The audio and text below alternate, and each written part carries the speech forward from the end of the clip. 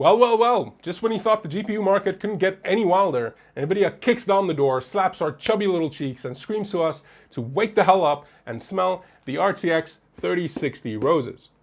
That's right, it's the RTX 3060 launch day, and it's probably one of the weirdest GPU launches in at least my recent memory.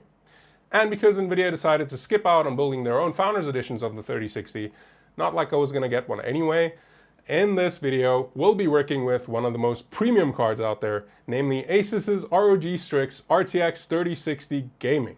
But first, if you want to pick up any of the parts I'll be mentioning in this video, go ahead and use my Amazon affiliate links in the description down below. It costs you nothing but supports the channel and the work I do here. Or if you want to support my work directly, I'll also leave a link to my Patreon down below for you to check out. Or if you're in South Africa and you want to pick up any new parts for your build, you'd better do it at Wootware or you're gonna have a bad time. Not a threat, just a warning. Now, if you've been paying attention, you'll know that NVIDIA's Ampere lineup has been a literal game changer. The GPUs we've seen so far have absolutely delivered on the massive generational leap we've all been waiting for. So much so that everyone wants one, and so none of us actually have any hope of actually buying these friggin' things. At least not without draining our bank accounts. But regardless of whether you can actually get your hands on these things, they're fantastic. And the brand spanking new RTX 3060 should be no different. The RTX 3060 is coming in as the champion of the average consumer, supposedly offering unrivaled 1080p performance and beyond within its price class, at least until AMD decides to re-enter the conversation. And that price class is supposed to start at $330. Unfortunately, because NVIDIA is not making their own flavor of this particular GPU, we don't know which card will actually come in at that price, but it's a pretty safe bet that the cream of the crop Strix version we have right here is going to be a bit pricier than that. NVIDIA and their board partners are still keeping official pricing for all of the cards under wraps until they actually go on sale, which should be like very soon after this video goes live. But when they do, I'll add the prices in the description down below. Not that any of that pricing will matter once all of those cards inevitably go out of stock 5 minutes after launch, but it is what it is. Anyway, regardless of the price you end up paying, here's what you'll be getting. The RTX 3060 ships with 3,584 CUDA cores, which is 1,280 fewer than the RTX 3060 Ti. So we're definitely in for a sizable performance difference here. But it should fill the gap a tiny bit with a boost clock of 1.78 GHz, 110 MHz more than the Ti version. Arguably an even bigger difference, or at least the most surprising difference between the two, comes down to memory. And that is because the RTX 3060 ships with a massive 12 GB of GDDR6 memory. Like, what the hell? To put that into perspective, both the 3060 Ti and 3070 are equipped with 8 GB of GDDR6, while the flagship of the bunch, the 3080, ships with a now paltry 10 GB, although it switches things up with GDDR6X. Of course, not all memory is created equal, and the 3060s does offer a lower 192-bit bus, but still, this is the entry-level card for Ampere, and it's packing more memory than the current flagship. What's going on here? As awesome as it is to see a card at this price point packing this much memory, I don't quite understand the reasoning here. Is the production line for 12 GB less strained so NVIDIA can push out more of these cards faster? Is NVIDIA banking on games requiring much more VRAM sooner than expected? And if so, isn't that a major slap in the face to everyone who already bought a 3060 Ti, 3070 or 3080? Wouldn't more VRAM make a heck of a lot more sense to include with cards built for higher resolutions? And speaking of slap in the face, is this a sign maybe that NVIDIA might be readying a nice little super refresh of the existing cards with the amount of memory they were supposed to have originally? Heck, maybe NVIDIA slapped 12 GB of VRAM onto this thing to improve mining performance, regardless of their somewhat transparent stance against miners using gaming cards. I have no idea. This is just an uneducated rant because I honestly don't understand why a card aimed at superb 1080p gaming needs this much VRAM, while the rest didn't get the same treatment. But regardless of the reasoning here, like I said, this card having 12 GB of VRAM is an absolutely awesome thing to see. Much like the Strix version we're rocking here is an awesome thing to see. This isn't my first encounter with this generation's ROG Strix cards. I've already taken a look at the RTX 3070 Strix in a review which you can check out somewhere over here, and the design they took with the 3060 is thankfully very similar to that of the 3070. We've got the same overall unapologetic gamer design language going on, as well as a black, gray, and silver color scheme that just looks really badass and premium. I'm an especially big fan of the brushed metal, or at least I think it's metal, accent pieces on the face of the card, along with the 6 protruding screws that add a whole like industrial vibe to the whole thing. ROG decided to stick with the metal backplate for the card, which is very much appreciated as there's just no adequate substitute for cold, hard metal, especially if it's brushed. It just looks and feels so damn good. The backplate on the 3060 version is the most noticeable departure from the 3070 version, as far as I can tell, and that is because the 3070 version had a much cleaner, more elegant design to it, with light and gray metal accents and the aforementioned screws on the right of the card, and a subtle line pattern design on the left of the card. Whereas the backplate on the 3060 takes a bit of a different turn with a big ol' ROG tag across the card, 5 cutouts exposing parts of the PCB, and 2 different styles of anodized aluminum. It's simultaneously more subdued than the 3070 while also somehow managing to look a little more intimidating. By far my favorite feature of the backplate leads me perfectly to my favorite part of these reviews. RGB baby! On the back of the card is a relatively small RGB illuminated ROG Eye logo, but don't be fooled by its small size, as this thing gets more than bright enough to make up for its size. All while still looking pretty classy, or at least as classy as RGB lighting can be. As much as I personally would have liked to see ROG take it completely over the top and make the logo even bigger, I can also see that that would have definitely been a bit too much for most people. And speaking of too much, holy crap, that light bar though. Just like on the other Strix models of this generation, the Strix 3060 again features an absolutely gargantuan light bar on the side of the card. One that's interlaced with black stripes, almost like a zebra pattern. When I first saw this on the 3070 version, I loved how massive, bright, and well diffused the light bar was, but I wasn't entirely sold on the stripe pattern. And the same more or less applies here, although having gotten used to it a little more now, I'm definitely starting to like it a bit.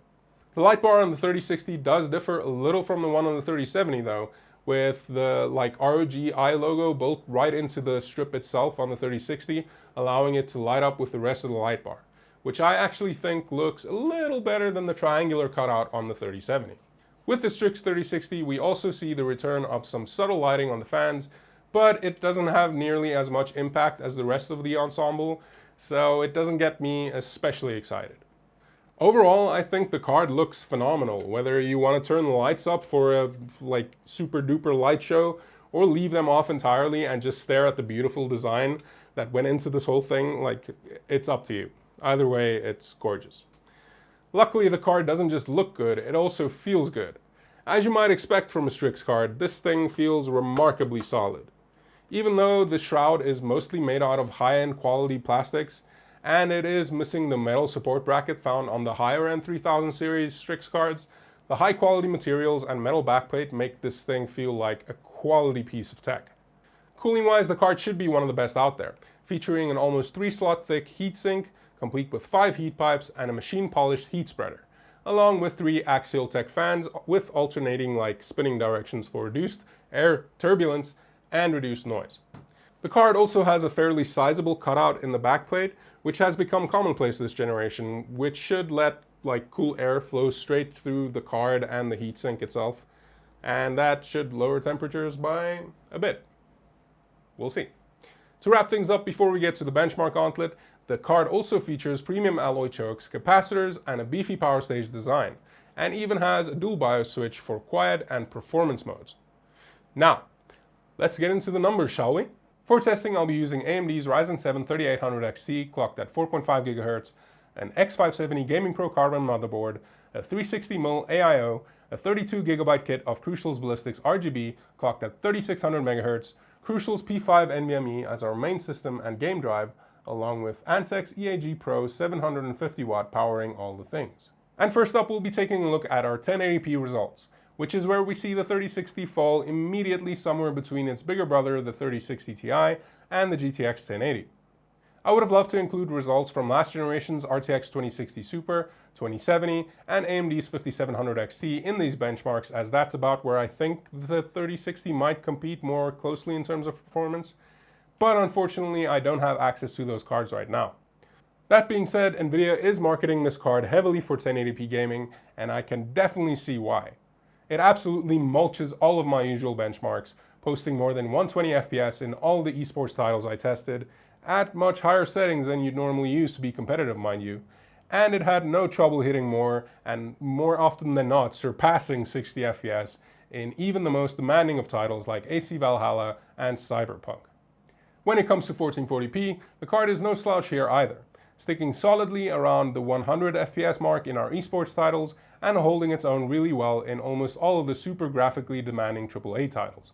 It does dip below 60 FPS in certain heavy hitter games, but at this resolution using the high to max quality settings we were using, that's pretty much to be expected.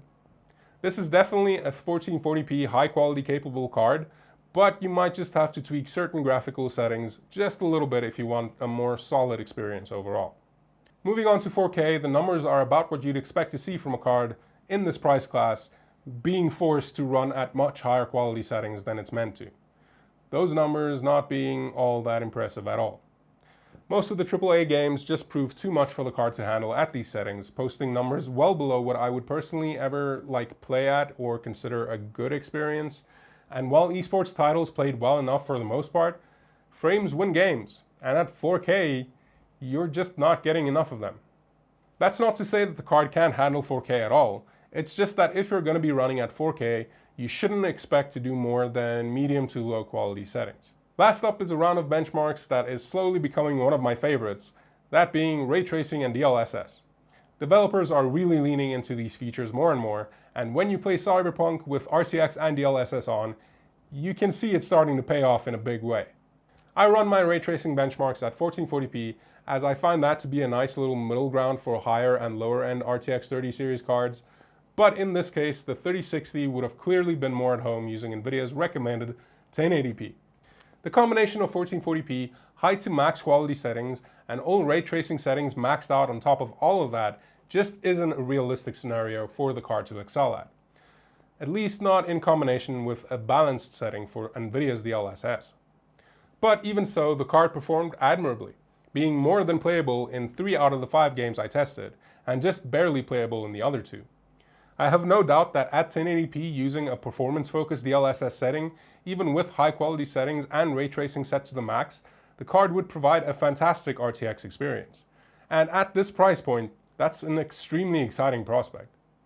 Oh, and I've said it before, but Nvidia's DLSS tech has improved by leaps and bounds with, these cards. So much so that I'd actually recommend turning it on, even if you're not using RTX. It's free FPS. And almost zero noticeable quality degradation or anything like that. And on the topic of quality, the Strix RTX 3060's cooling quality is an easy S tier. With an ambient temp of 23 degrees and running under heavy load, the card only maxed out at a very chilly 57 degrees, which is the lowest temp I've so far recorded for any of the cards I've tested. This is due in part to what I'd consider great thermal design, a less power-hungry chip, but also due to fans ramping up a little higher than some of the other cards I've tested, maxing out at 64% or 1998 RPM. Luckily, even with the slightly higher fan speed, the card was still almost silent with case panels on, and barely louder than the rest of my components with the side panel off.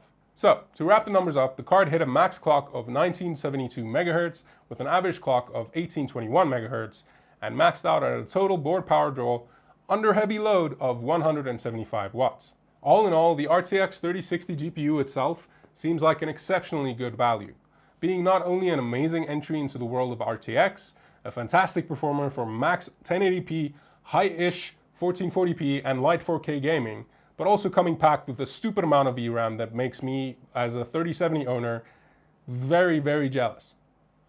It's also supposed to be priced much lower than any other GPU within its performance class, and if we were in a world where you could actually buy them for their MSRP, or in one where you could actually grab one before they're out of stock, I wouldn't hesitate to pick one up. And if you are lucky enough or fast enough to pick one up, the Strix should definitely be near the top, if not at the top of your list, if you think it's as sexy as I do, want amazing cooling performance, and just generally like premium parts to go into your build. Just expect such a premium quality card to most likely command a pretty hefty price premium too. Whew. And that wraps it up for this one, folks. Massive thanks to Asus South Africa for letting me play around with this beast, and massive thanks to everyone watching this. If you liked the video, hit that button, get subscribed, and remember to buy any of the parts I mentioned via my affiliate links down below. Or if you're in South Africa, make sure you buy them at the fantasticest Wootwear. Anyway, best of luck to anyone hoping to pick one of these up. Be sure to let me know if you did. And until then, cheers.